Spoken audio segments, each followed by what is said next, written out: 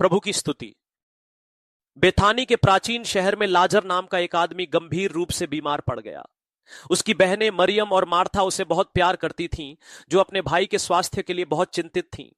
उन्होंने यीशु को संदेश भेजा, उम्मीद करते हुए कि वह आएगा और लाजर को ठीक कर देगा इससे पहले कि बहुत देर हो जाए।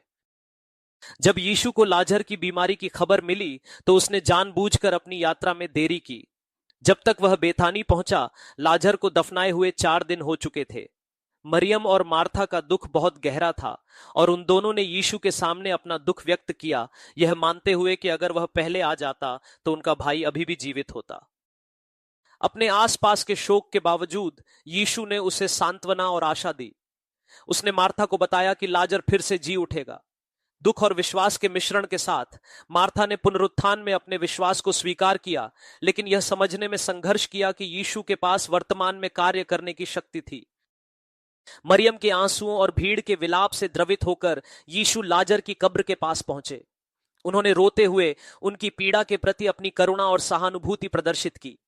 फिर अधिकार से भरी आवाज में उन्होंने आज्ञा दी, लाजर बाहर आओ। सभी को आश्चर्य हुआ। लाजर अभी भी कफन में लिपटा हुआ पूरी तरह से जीवित निकला।